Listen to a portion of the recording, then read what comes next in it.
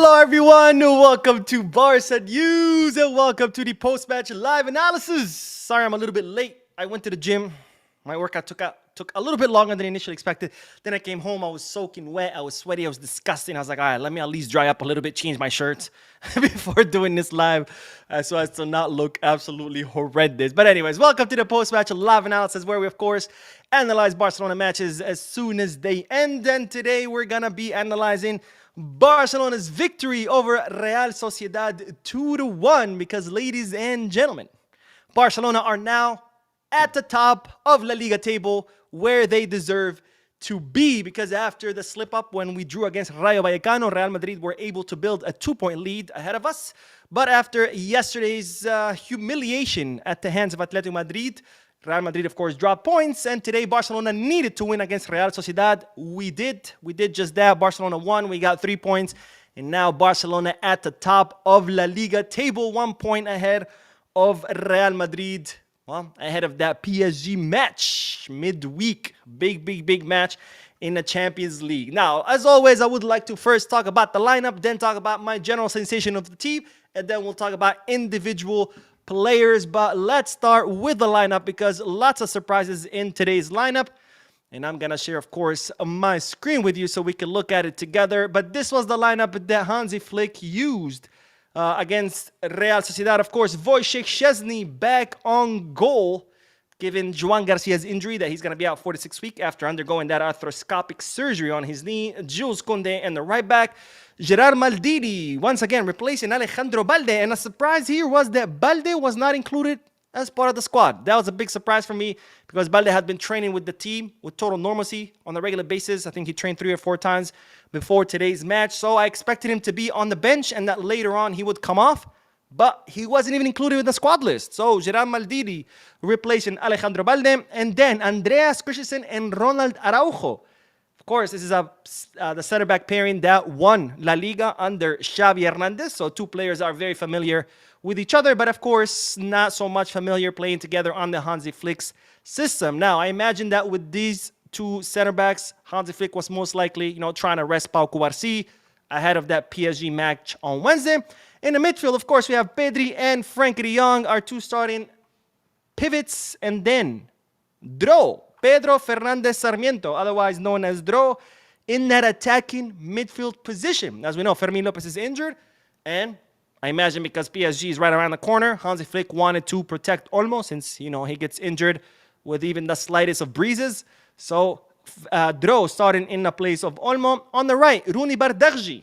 This is something we expected because, of course, Lamine Yamal is fully recovered, but it was expected that Lamine wasn't going to start because he just came back from injury. We expected him to come off the bench later on. That's exactly what happened.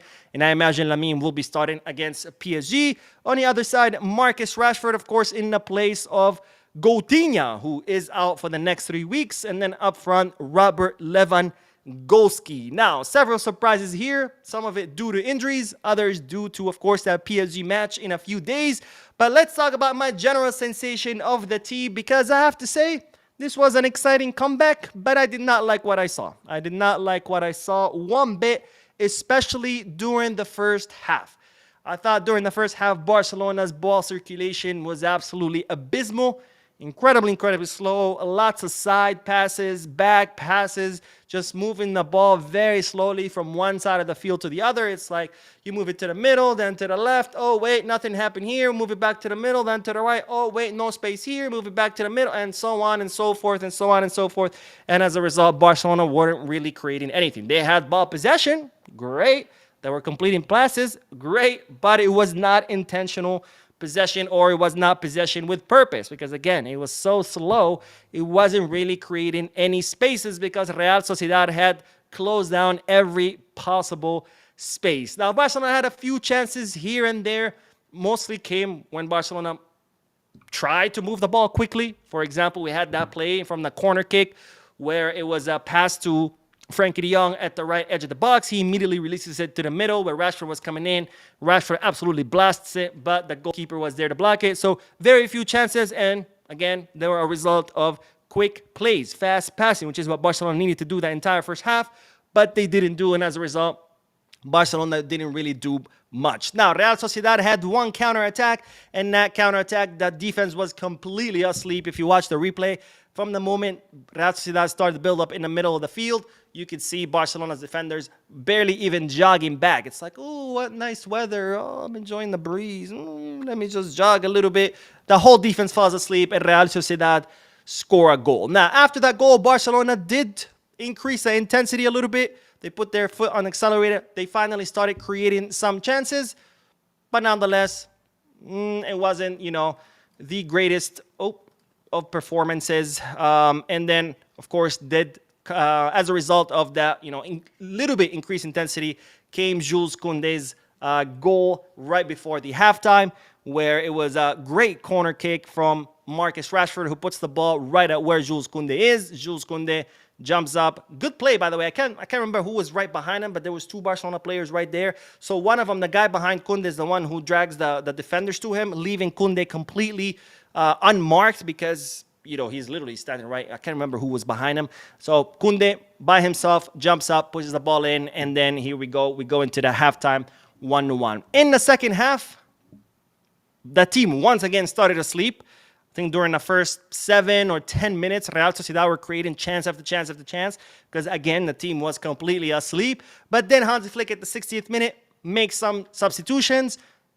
and within seconds of coming onto the field, Lamine Yamal, immediate impact, takes on Real Sociedad defender, runs to the back, goes into the box from the right side, crosses it smoothly, beautifully. Like, he is running. He doesn't even cock his leg back. He doesn't even get ready for that cross. He's running, and as he's running, his foot just caresses the ball and puts on a beautiful, beautiful cross to Robert Lewandowski, who all he has to do is head it in, and Barcelona is up 2-1. After that, Barcelona got a little bit of an adrenaline rush, and we saw Barcelona starting to create chance after chance.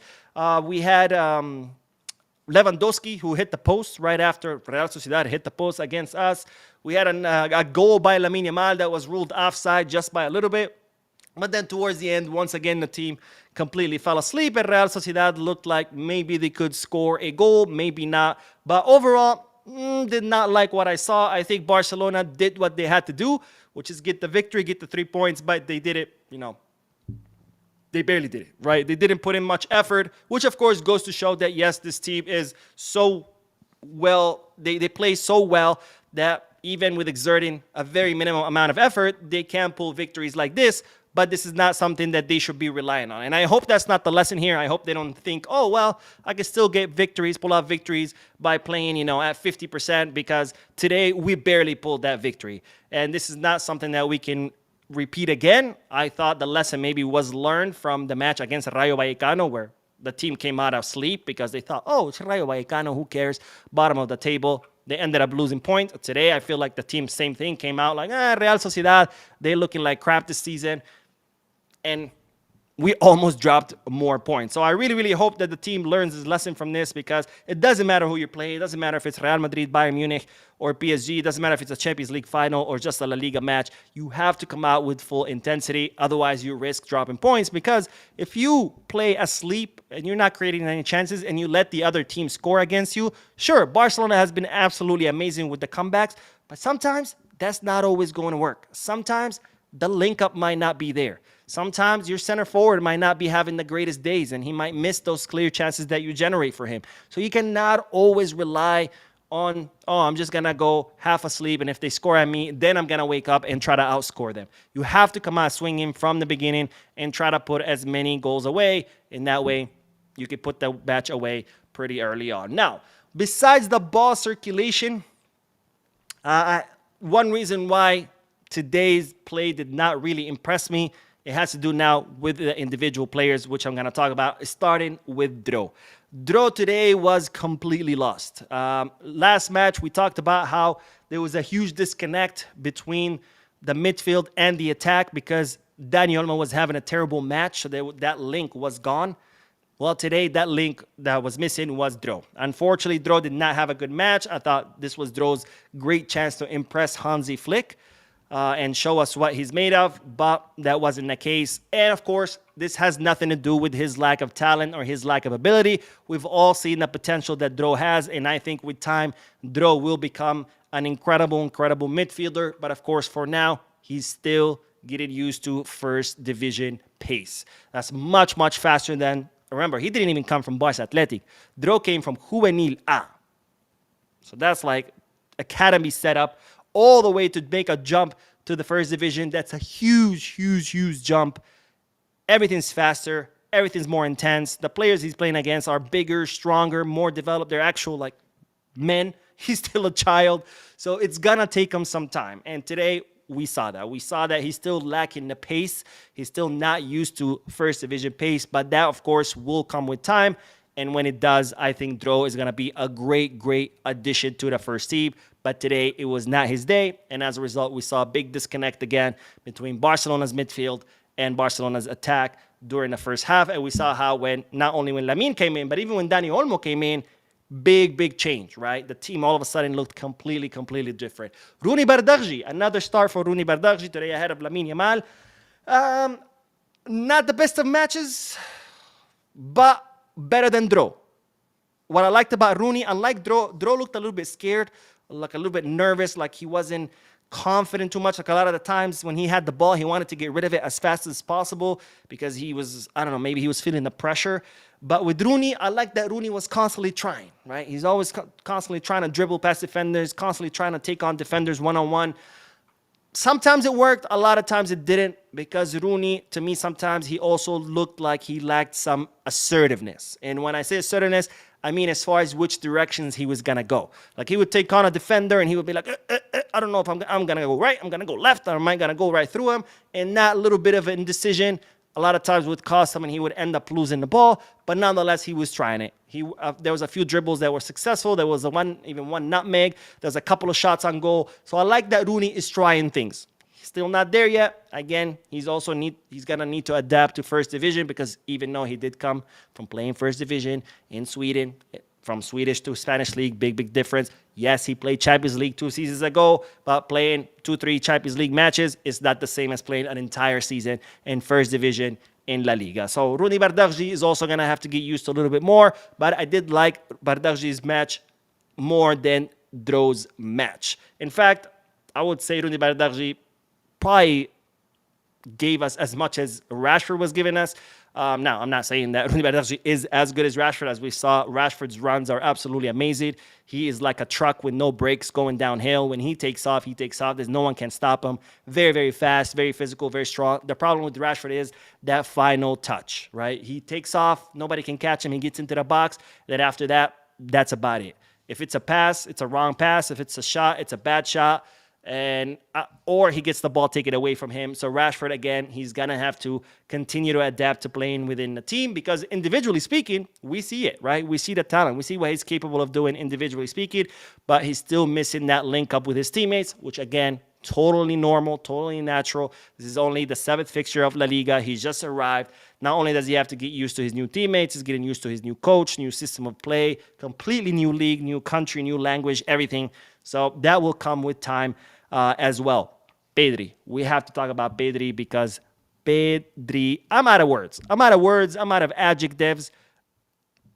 I just don't know what else to say about Pedri, because Pedri is just fucking magic. That's all I can say. And today, again, I don't think I've seen a single bad match from Pedri since Hansi Flick arrived in Barcelona, and today was no different. Today, he carried the team on his back. When the attack was not working, Pedri was like, give me the ball. I'm tired of these fools who are not doing anything. And he would just take off, make these runs, link up with his teammates. His teammates wouldn't do anything. Don't worry. He would run back, grab the ball again, start another attack, and it was just Pedri. He was the only one really trying the whole entire time. When the defense was asleep, Pedri was like, you know what? I have to do it too. He would run back, intercept passes, mark man, steal the ball from players. It's like Pedri was like, are you guys in the game? Do I have to do everything? That was literally Pedri. He was all over the field, doing everything, build up, attack, link up, runs, tracking back, defending, intercepting, stealing the ball. I mean, Pedri is just magic. It's absolute magic, and today was no different. I think he got the MVP, if I'm not mistaken.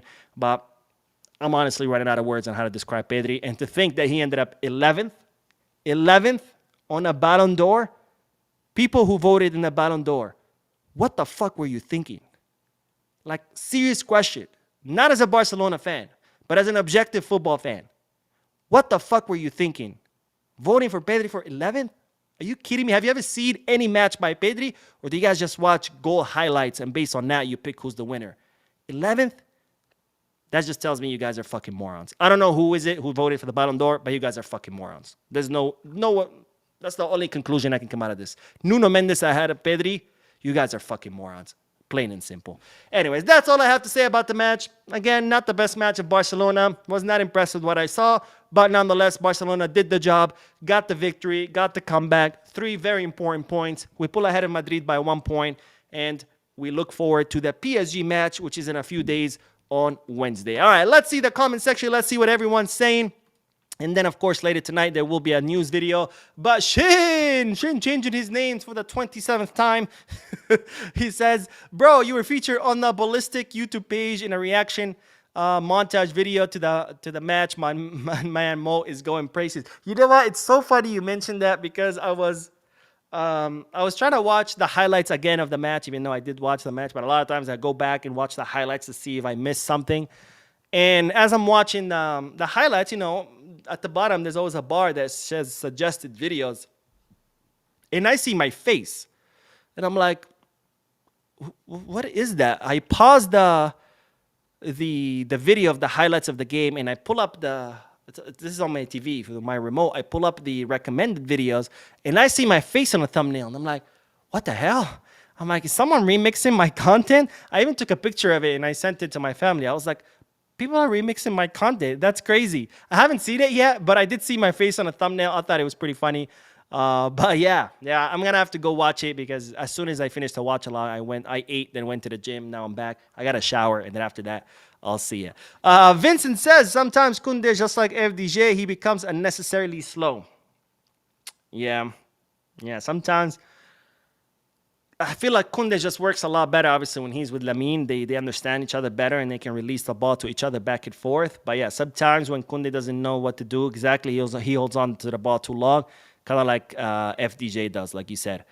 And Vincent also says, I feel Flick should find the solution to Pedri in terms of rotations. I have noticed even when Pedri gets tired, it's hard for Flick to substitute him for some reason. I don't understand. You know what it is, and I've said this before. Now, obviously, I could be totally wrong because I don't know. I'm not a physical trainer. I'm not a coach. I'm not in there in the locker room with these guys. But sometimes there are players who need the continuity in order to avoid injuries. Like Koundé, for example. As you've noticed, Koundé always plays. And it's not a lack of options. We have Eddie Garcia who can more than do that job. So it tells me there are players out there who need to be constantly playing. Otherwise, if they stop, that's when they get injured. And Koundé is one of them, and I'm starting to think Pedri is too. Which is, I know it's a little bit weird to think about that because it was playing so much that got Pedri injured to begin with. But I'm starting to think that's what it is. Because if Flick is willing to rotate every single player, including Lamine Yamal, who's his most talented player, and is now rotating Pedri, so it means that most likely Pedri needs to play, because I can't imagine Flick just doesn't know what he's doing and just playing Pedri every single match because, you know, he doesn't believe in rotations or something, because he does it with other players. If he was doing it with the whole team, you're like, okay, yeah, Flick is an idiot. The whole team is tired. But Flick rotates everybody except Koundé and Pedri, which tells me that those are the two players that probably just need to constantly play in order to avoid injury. Shin says, just finished watching all the Madrid reactions I could find, and I've got to be honest, there were more salty tears flowing than beer I currently have in my bottle. You know what? I always watch those reaction videos, but I watch them in Spanish. Reactions of Spanish content creators, Madridistas. It's hilarious. I love it. I'm thinking about starting doing my own, but I have to find Madrid content creators in English, because I don't know of any. Like I've said before, I don't really watch any Barca or Madrid content creators in English. Everything I watch is in Spanish because they're all in Spain, and I prefer to watch content creators like Barcelona content creators in Barcelona, for example, because a lot of them are reporters and a lot of them are very close to the club and a lot of them have contacts with the club. So a lot of them give a lot more reliable information. So I don't know of any English-speaking Real Madrid content creators who do watch-alongs of Barcelona matches. If you do, please let me know. I would love to start making these compilations of just Madridistas crying. And Chin also says, the Barca flags are flying on the house. Got my Barca koozie, keeping my beer cold, and we're back on the top of the table. It's a great day. Yes, indeed. Amen, my friend. I don't have beer right now in my house, but I did pick up a couple of bottles of wine yesterday. Not a bad day to crack open that bottle. But first, I got to shower. I'm all sweaty and disgusting. Vincent says, the other thing is that Flick should start thinking of elevating Pedri to attacking role. We have goals, Pedri, and find new balance for FDJ because I'm not convinced by Olmo, his performance. No. That's what I've been saying, man. But people think I'm crazy. I think Pedri in the attacking midfield would be absolutely lethal. That's where he plays with Spain. So it's not like I'm saying this because I'm crazy or because I believe I'm some kind of visionary that's gonna, invent fire or something. Not at all. I'm just a regular guy with a camera and a microphone, and that's it. I'm no visionary. I'm no coach. I'm no strategist. But when I see Pedri with Spain in the attacking midfield, Pedri looks a lot more dangerous. And of course he will. He's a lot closer to the opposing box or opposing goal. And he scores goals. That's where Pedri played in the Euros. And it wasn't until he got injured that Olmo came in for him. But Pedri always plays in attacking midfield. And I think we need to start trying him out in attacking midfield. Because, well, we already seen that it works. Again, I'm not reinventing the wheel here. We've seen it works with Spain. I think it's worth trying. But of course, the question is who can replace him. Maybe if once Bernal gets into rotation, maybe it could be Bernal and Frankie in the back with Frankie up front. Pedri up front. Frankie cannot be in the back and front. Yeah, he doesn't have a twin. But maybe Frankie and Bernal as our double pivot, and then Pedri in an attacking mid. Why not? Let's try it out. Shin says Pedri is just fine where he is and he attacks plenty when it's available. Nobody else in the world football can control a midfield like he can, and that's where we need him the most. Man, Pedri is just something else. But I would like to see him in that attacking midfield. Shin says, I also saw some Barca fan reactions to the match as well, and I have to say I'm quite disappointed with the lack of faith a lot of fans seem to have in our squads. It's natural. It's normal. A lot of fans, unfortunately, are incredibly fickle.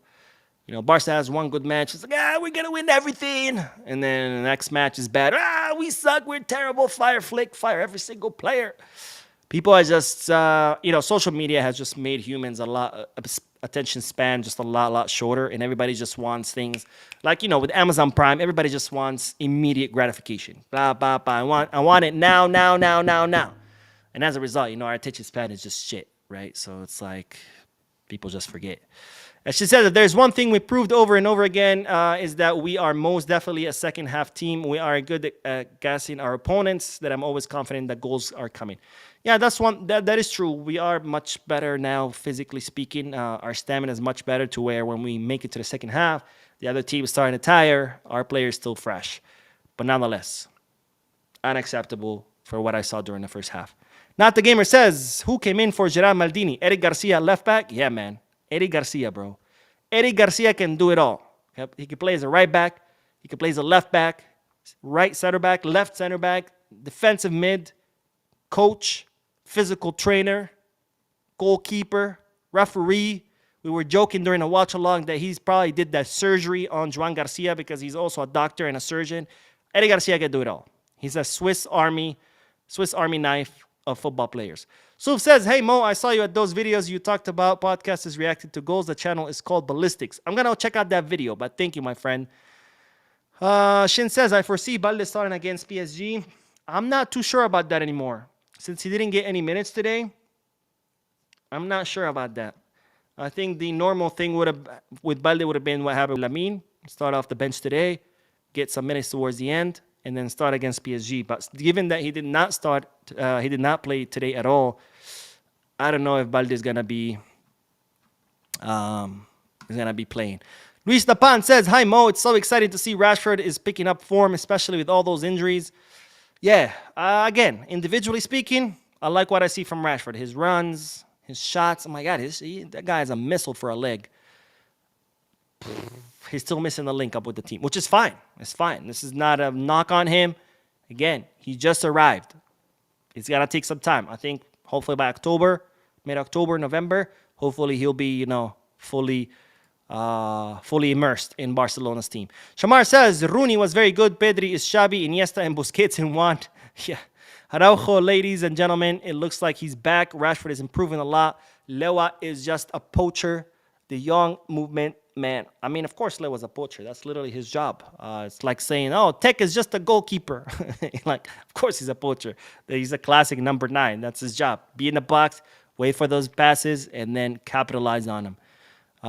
And there's nobody that does it better than him. I mean, Lewandowski is one. He's a box killer. He's a monster. And we have a donation from Shin. But let me read your comment, Shin, before I read your donation, Shin. Also, Mo, I was curious if you heard that Sergio Busquets announced his retirement from football. I thank him for all the great memories he gave myself as well as the other culés over his career. Yes, I announced that podcast on Friday. Yes, podcast on Friday. We talked about Busquets' retirement. He's going to end this season at Inter Miami, and then that's it. Mascherano gave an interview where he said he spoke to Busquets, and Busquets wants to be a coach, which it's kind of exciting, given how Busquets used to see the game and think about the game and his genius, his football IQ. It was unlike no other. So maybe he could be. Now, of course, it doesn't mean he will be, right? There's no rule that says if you're a great player, you're going to be a great coach. Yeah. In fact, we've seen the opposite. We've seen so many great players fail as coaches. Xavi Hernandez, Pirlo, Thierry Henry. There's been so many great legends of football. Maradona, that when they tried out the coaching gig, it didn't really go that well. But obviously, we wish Busquets the best. But yes, he will be retiring. It's sad because there goes all the legends. Besides Messi, there's nobody left from that old Barca, from the Pep Guardiola years. Everybody's retired. That's crazy, man. Xavi's gone. Iniesta's gone. Now Buzi. Puyol, obviously. Piqué. They're all gone. Dani Alves is busy raping people. No, Jordi Alba wasn't Pep years. Who else? Obviously, Villa. Everybody's gone, man. Pedro. Didn't Pedro retire recently, or is Pedro still active? But it's sad, man. All great things come to an end. And Shin with the donation says this is for missing the podcast on Friday. It was my birthday, and I had other things going on. Forgive me. It was a good day, and the wife got me a new Barca hoodie. Let's go! Happy birthday, Shin! That sounds amazing that you got a Barca hoodie for your birthday. It looks like your wifey is a keeper. Happy birthday. Everybody wish Shin happy birthday. I wish you many, many years of health, money, and sex. The 3 great things in life. Happy birthday, my friend. And thank you, as always, for your generosity. And Anthony says Lewandowski must really hate Messi and Penaldo, because that guy would have gone down as the greatest goal scorer. Yeah, absolutely. Absolutely. If it wasn't for Messi and Penaldo, I think we would be talking about Lewy because, I mean, his numbers don't lie. His numbers don't lie. The Jeff says Dani Alves was found not guilty. Actually, no, that's not true. He was found guilty by a jury, and then I think on appeal it was overturned. But he was found guilty. So, no, it's not defamations. Shin says, oh, hell, you went there with Alves. Yeah. And he was found guilty, so. Sandal says, hi, Mo. Enjoying the content, watching from South Africa, guys. Like and subscribed. Go to the channel. Yes, hit the like button. Subscribe. Drop a comment.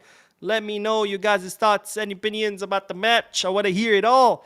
And Armando says, I read something that Dani Alves was found not guilty. No, he was found guilty, and then on appeal, it was overturned. But he was found guilty. Let's see. Sandal says, another assist for Rashford, Ballon d'Or. Here we go. Hi, let's chill. I don't know about Ballon d'Or. Hopefully, if he could keep doing great things, maybe we could talk about Ballon d'Or, but not yet. I think Pedri won't give you his 100 with Flick's system in attacking midfield. Flick's attacking midfield are like second strikers. Right, but And again, I'm not saying Pedri should play there. I'm saying we should try it and see. And if it works, great. And if not, fuck it. Put him back where he is. All right? But what I'm saying is, and you could even, if you don't want to risk it, you could do this towards the end of the matches, right? If you're up 3-0 at home, 60th, 70th minute, swap it out. Put Pedri there. See how it goes. And then, you never know. And if not, put him back where he is, right? But here's why I say Pedri should be tried out in that position, besides the fact that he's played in Spain in that position and he's done a really good job. Right out, Pedri, we know, has incredible vision, incredible passing. You put him closer to the box, his passes are going to be even more lethal because now his passes are a lot closer to the opposing goal, right? Also, we've seen that Pedri has a great shot from outside the box. He scored a few bangers from there. So you put him closer to the box, more chances again of him taking those shots. Also, we've seen that Pedri can clear the area with his, Madridistas like to make fun of Pedri. Say, oh, he's a fraud. He just likes to spin around. Yeah, but have you seen what he does when he spins around? Yeah, it looks basic, like it's no big deal. But that guy has 3 guys on him. He makes a spin and the 3 guys are gone. He's just like magical like that. So imagine if he does that on the edge of the box. Does one of his silly fraudulent spins, and then boom, he just created some space. And now instead of creating that space in the midfield, now he's creating that space in the box or on the edge of the box.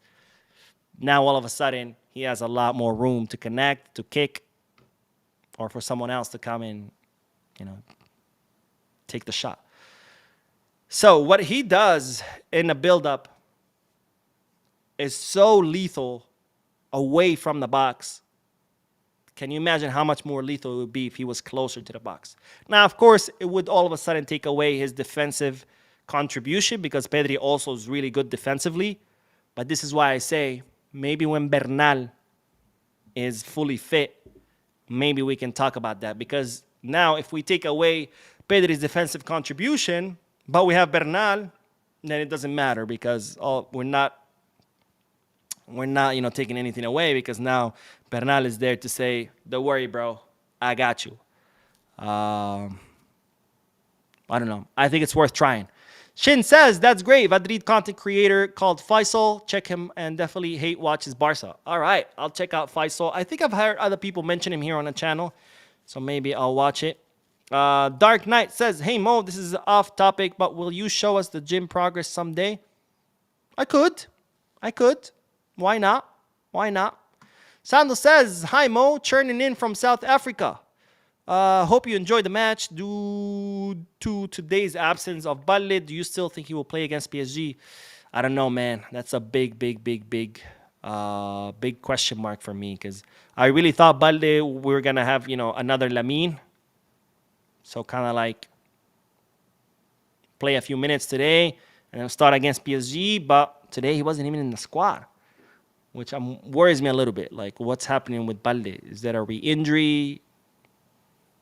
I don't know. Hopefully we find out more. And, of course, I will be here to tell you all about it because that's what I do.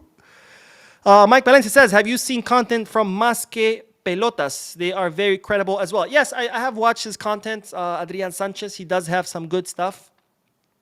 My only criticism of Adrian Sanchez, very credible source of news. But he is very, very pro Laporta to a fault. Which, don't get me wrong, I supported Laporta big time. When he was running, I was all about it. I voted for him. But sometimes it makes him blind to other things. And sometimes he lacks that criticism of Laporta because he's just such a pro Laporta, which is fine. I'm not saying he shouldn't be. But you cannot be blindly supporting someone. You still have to be able to notice when they do something bad. You can still support them. Like, I still think Laporta should finish his term. I'm not in favor of kicking him out or anything. And even in the elections, I still want to listen to other people. And if none of the other candidates convince me, then I'll vote for Laporta again. But you can't just blindly follow someone. And it's like, no matter what they do, I'm still going to support them. That's my only criticism of him. But yeah, no, he's an excellent reporter, has really good news. I like his stuff a lot. John Williams says, hey Mo, thanks for the Barca update, and I'm happy we won our game. Please guys, like the stream and stop moving like Camavinga and Carreras. And Huijsen, for those of you who watched the match, the Madrid derby, Huijsen, man, 2 of the goals were definitely his fault. He was just right there. They were getting killed with air balls, by the way. It's like Madrid have never trained to defend air balls. It's like they don't even know what an air ball is. They've never heard of an air ball.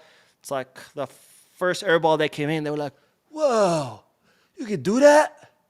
You can, what? You can send balls in like from high up into the box? Whoa. You know, it's like a caveman who took a time machine and all of a sudden saw an airplane for the first time in his life. He was like, what? That was literally Huijsen. And it's like 2 of the goals that came from air balls, he was just like, and they want to tell us he's better than Cubarsí. Here's the kicker. Remember when they used to tell us Asensio was better than Cubarsí? Where the hell is Asensio? At least Huijsen still has a chance of competing with Cubarsí. But Asensio? Madridistas, y'all really thought Asensio was better than Cubarsí? Really? Seriously? Psh. God help us. Anthony says the best Madrid content on YouTube is Coach. All you guys must watch him. He's hilarious. Who's Coach? That's literally his name, Coach? I've never heard of him, but I'll check him out. Thank you, my friend. And Vincent says, Madrid are not good enough. We can repeat what we did against them last season. Yes, we can. Let's see. Let's do Shin. It says, at this point, she's a keeper. In January, we'll be married for 20 years. Wow, 20 years. That's pretty amazing, my friend. That's pretty amazing. I wish you many, many, many more years of happiness. And with that, we will end the post-match live analysis. Thank you so much for tuning in. Thank you for your comments. If you haven't hit the like button yet, make sure you do. And if you haven't subscribed yet, make sure you do. And if you want to tell me what you thought about the game, about Real Sociedad, players, etc., drop a comment. Anyways, that is all. I will see you guys in the news video. And as always, Visca Barça.